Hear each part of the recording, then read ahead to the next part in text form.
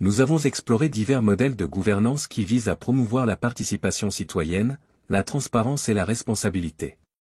Cependant, il est temps de plonger plus profondément dans une vision innovante de la démocratie, une vision qui met en avant l'idée de gouvernance à partir de la base. Imaginez une pyramide de décision qui commence avec des petits groupes de citoyens, des assemblées de seulement 10 personnes, et monte jusqu'à former un système de gouvernance à l'échelle nationale. Cette approche révolutionnaire repose sur le principe du tirage au sort et vise à garantir une représentation authentique à chaque niveau. Ce modèle hybride combine les avantages des modèles sociocratiques et holacratiques que nous avons explorés précédemment. Il garantit une prise de décision à partir de la base tout en permettant aux citoyens de s'impliquer activement à tous les niveaux de gouvernance. C'est une nouvelle manière de penser la gouvernance, où chaque citoyen a la possibilité de jouer un rôle actif dans la prise de décision à tous les niveaux. Dans le système actuel, les citoyens élisent un certain nombre de représentants dans le cadre de différentes circonscriptions. De la plus petite à la plus grande, on rencontrera tour à tour les conseillers municipaux, les maires, les députés, les sénateurs, les conseillers généraux, les conseillers régionaux, le président de la République. Différents niveaux de compétences et de responsabilité avec des pouvoirs variables.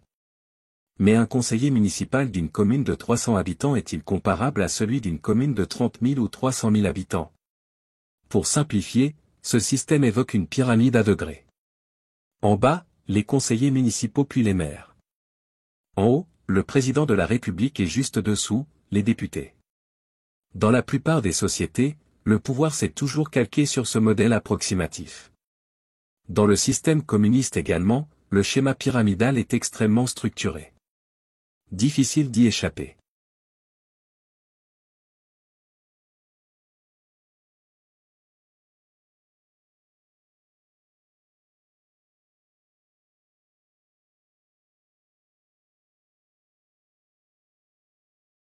Le système envisageable consiste à réunir un groupe de citoyens, une petite assemblée qui désignera par tirage au sort son représentant.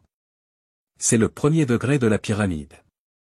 Les représentants du premier degré forment à leur tour une petite assemblée qui désigne un représentant par tirage au sort.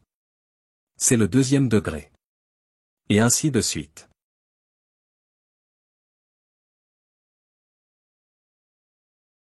Supposons que nous ayons un ensemble de 40 millions de citoyens.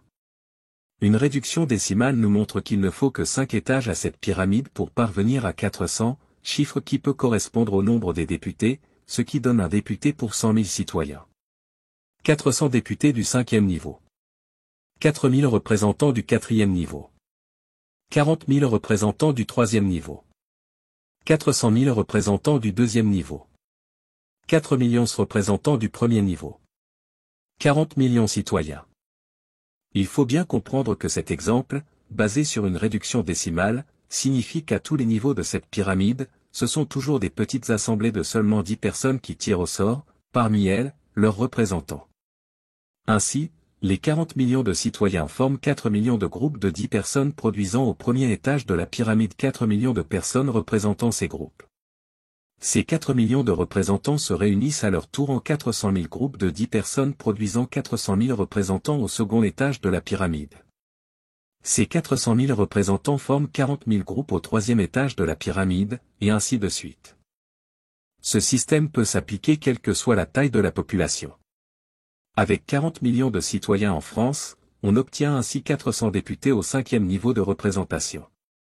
Avec 400 000 citoyens du Luxembourg, on obtient 400 députés au 3e niveau de représentation. Avec 900 millions de citoyens chinois, on obtient 900 députés au 6e niveau de représentation. La forme fédérale des plus grands États, Chine, Inde, USA, Russie, peut faciliter les choses. Les 400 représentants députés forment une Assemblée nationale. En poursuivant la procédure décimale, on obtient 40 ministres et secrétaires d'État, correspondant à un gouvernement, qui peuvent être répartis en fonction de l'importance et des besoins des différents ministères. Sur ces 40 membres du gouvernement, le tirage au sort peut désigner un Premier ministre.